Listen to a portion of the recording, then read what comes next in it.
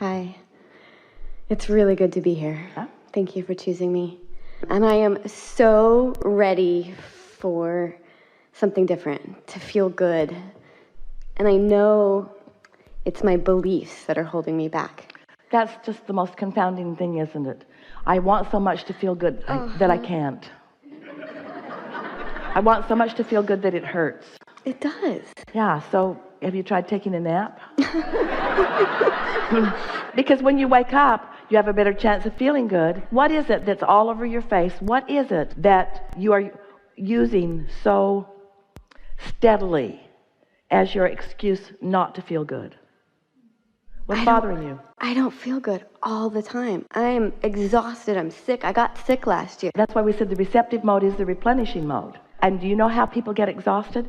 They get exhausted because they're in the receptive mode that isn't the source energy receptive mode. They're in the receptive mode, and so they're trying to help these people, they're trying to help these people, they're trying to solve these problems, and after a while they just get depleted because they are not replenishing, they're just receiving inspiration to act. It's like our friend trying to help her niece out. It's those kinds of things. So do you ever go to the replenishing well? Do you meditate? I try, but I feel like then I just have all this, like with... But listen to the way you're arguing for your limitations. Did you ever have an effective time of meditation? Yes. And what did it feel like? There was a time in my life... Don't get too philosophical about it, because your philosophy is what's tripping you up. What did it feel like when you had a successful meditation? Calm. Felt calm. Calm in comparison with what you've been describing of not feeling good. Does calm feel good? Yes. Yeah. So for a little while. But you see what you just did? You turned calm into something that doesn't feel good. You're like deliberately leaning away from your receptive mode. And it's all right. A lot of people do it because you've been facing facts for so long. Yeah. What are the facts that you are facing that make you feel so uncomfortable? Who do you listen to on the radio? I actually don't think I'm going to get well. So you don't yet believe in the replenishing mode. Yeah. Well, do you feel better sometimes than others? Mm-hmm. And can you get the better going? When you get the better going, does it last at all? When you find that feeling of calm, can you perpetuate it in any way? Yes. It feels out of my control. Sometimes if my body has energy, it flows. But if my body doesn't have energy, it doesn't. But you see, we get what you're saying, and we understand when the momentum is going, it does feel out of control. You've been listening to us, and you've heard the analogy that we offer endlessly about being at the bottom of the hill trying to stop the car, rather than just stepping out in front of it when it first starts to roll down the hill. So momentum is really what you're talking about here. So you got to get out ahead of it. That's why we explain that when you first wake up in the morning, there's less of that momentum going because it stopped while you were sleeping. And so you have the better chance of finding something that feels good. Yeah, that's the best part of the day. Are there any subjects or conversations that you focus upon that when you focus upon them, you feel better? The next positive thought that I've been reaching for is it's okay. And then where does that lead? It's okay right now. I'm okay right now. Yeah. And then where does that lead? I can string some moments of okayness together and I can feel okay. And how about I have felt okay and I felt not okay and I keep feeling okay. So I guess it doesn't matter if I feel not okay because I can feel okay again. So this is evidence of it feeling better. So what is the distress that you are predominantly feeling? Describe it to us. That because I have no energy, I won't be able to continue in my purpose, my life, my relationship. All right, so then... Energy is the frequency of money. It's money. Money is nothing. My energy is what I can produce. All right, so if you listen to us long enough to accept the premise that there is a never-ending stream of that energy, and so have you come to the conclusion that there is energy, but for some reason you're just not able to tap into it? Yes. And have you also followed us when we say that you know when you're not tapping into it because you feel negative emotion, and you know when you are tapping into it because you feel positive emotion?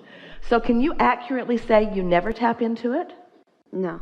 So would it be more accurate to say sometimes I tap into it and I'd like to do that more? Yes. Is it accurate to say I know when I'm in the receiving mode of it and I know when I'm not? Sometimes. If negative emotion is the indicator, then don't you know? sometimes I feel like it's like I can even be in a positive, but my body's so exhausted that it just takes it away. But the thing that we want you to separate is the manifestation that has already happened from the vibration. In other words, you can do this in the same way that a person could feel some enthusiasm about prosperity when they're deep in debt. If your current condition is going to control the way you feel, then you're right. You'll never find the energy. But if you're smart enough to know that this current condition is only the byproduct of what I've been doing energetically, and that I can do something different, then doesn't that make you know that you can make a change? Isn't it logical? It's completely logical. Do you ever wonder what your inner being knows about this? We really want to talk about this depleting of energy, because so many of you focus upon things that are debilitating energy-wise, and you keep doing it because you think you have enough resiliency to withstand your own vibrational storm. And you get away with that for a while. You get away with that for a while, but the longer you do it, the more it depletes you. At the same time, the more you are depleted, the more you're asking for energy. So you've got this thing going on where you're depleted and asking, and the energy is coming, but you're disallowing the energy that's coming. So imagine a rubber band, and someone's got hold of one end of it, and you're taking hold of the other end of it, and you're just barely pulling on it, just barely. So let's call this end the desire end, and let's call this end the resistance end. So there's a little desire and a little resistance. Doesn't feel that bad. But what if the desire is like this and you're pulling against it? That's the feeling of depletion that you're talking about. And what it means is you have strong desire. And that's the thing that you want to amplify. I wouldn't be this depleted if I didn't have strong desire. If there wasn't a strong countering energy that my inner being is flowing to me that I am denying, I wouldn't feel depleted.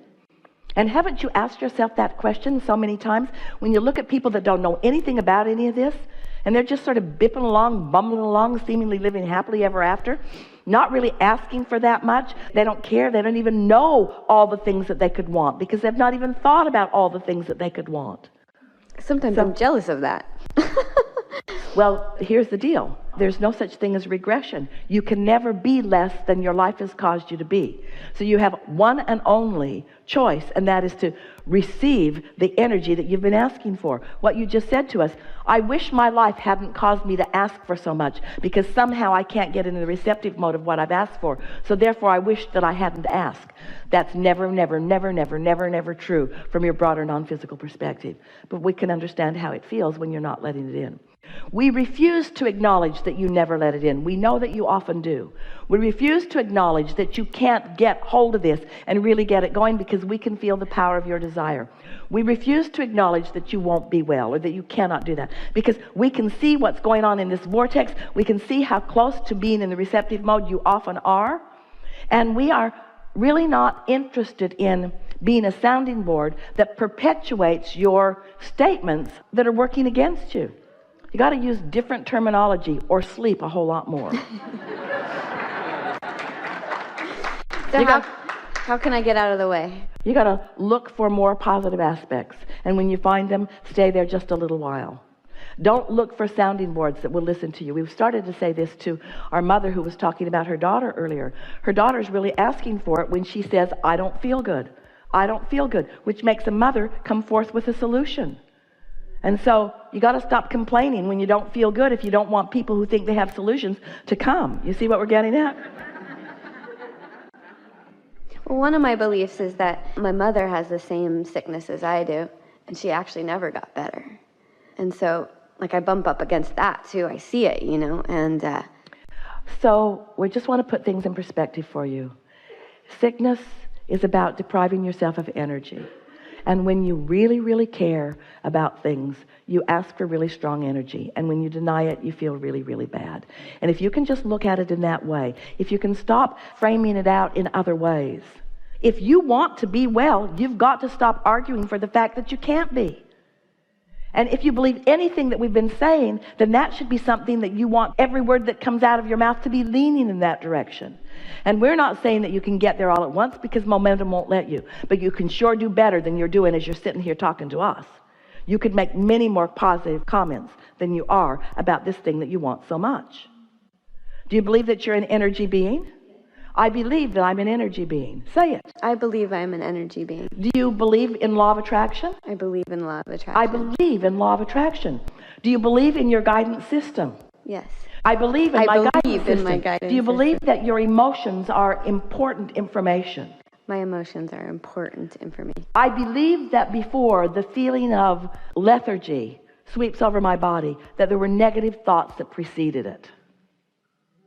I believe I can catch those negative thoughts. I know they're there. I believe I can catch them.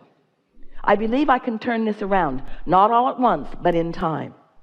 I believe that now that I'm the second generation of this, that it's time that somebody got their hands around understanding what's going on.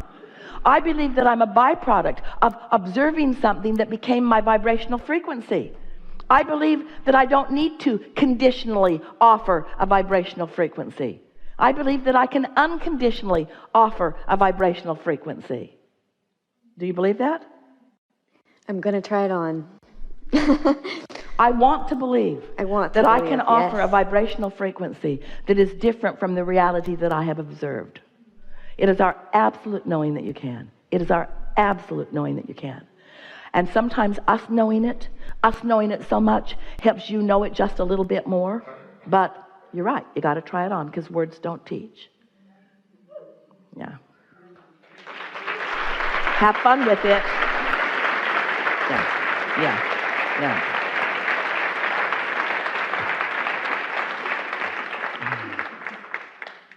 We'd like you to run just a little. Just run just a little. A little more. We'd like you to just run around the room just one time. We'll run with you. We'll run with you. Go with her. Go with her. Go with her. Go with her. Go with her. Go with her. Go with her. Go with her.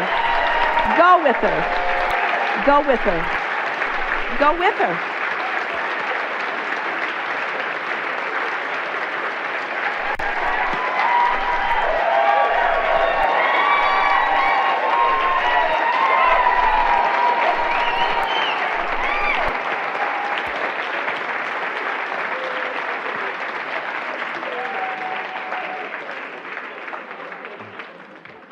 Stop making stuff up.